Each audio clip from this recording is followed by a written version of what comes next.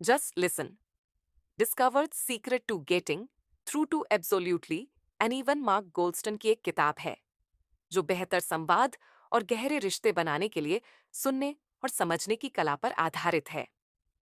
इस किताब का मुख्य उद्देश्य यह है कि हम दूसरों के भावनात्मक बाधाओं को समझकर उनसे कैसे जुड़ सकते हैं। मुख्य विषय और विचार: सहानुभूति और सुनना।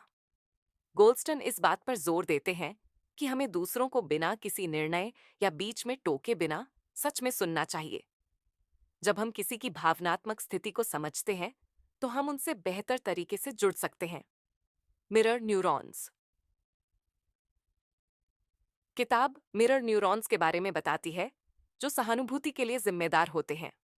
जब हम किसी के भावनाओं को प्रतिबिंबित करते हैं तो हम उनके साथ भरोसा और संवाद बना सकते हैं।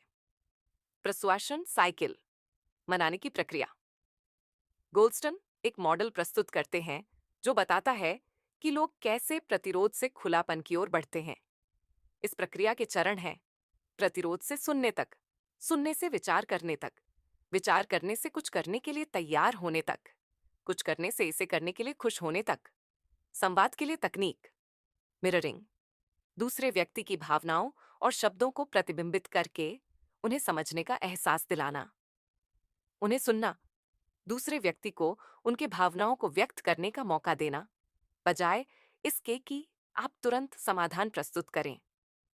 सहानुभूतिपूर्ण बयान, किसी व्यक्ति की भावनाओं को स्वीकार करना, जैसे यह आपके लिए वाकई मुश्किल रहा होगा।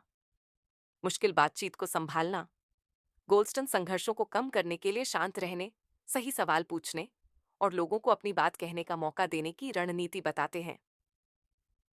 कमजोरी की शक्ति, जब आप अपनी खुद की कमजोरियों को प्रकट करते हैं तो इससे अन्य लोग भी खुलने लगते हैं और संवाद अधिक ईमानदार और उत्पादक हो जाता है। व्यावहारिक तकनीकें: द मैजिक पैराडॉक्स, जब कोई व्यक्ति प्रतिरोध करता है तो उसके प्रतिरोध को मान्यता देना, जिससे उसकी रक्षा प्रणाली कम हो जाती है। दुर्लभ व्यक्तियों तक पहुंचना, मुश्किल व्यक्तियों या संकट में फंसे लोगों के लिए गोल्डस्टन भावनात्मक आवश्यकताओं पर ध्यान केंद्रित करने की सलाह देते हैं, बजाय इसके कि सीधे समस्या को हल करने की कोशिश करें। जस्ट लिसन व्यावहारिक उपकरण और अंतर्दृष्टि प्रदान करती है जो बेहतर संवाद, मुश्किल बातचीत को संभालने और सहानुभूतिपूर्ण सुनने के माध्यम से सार्थक संबंध बनाने में मदद करती है।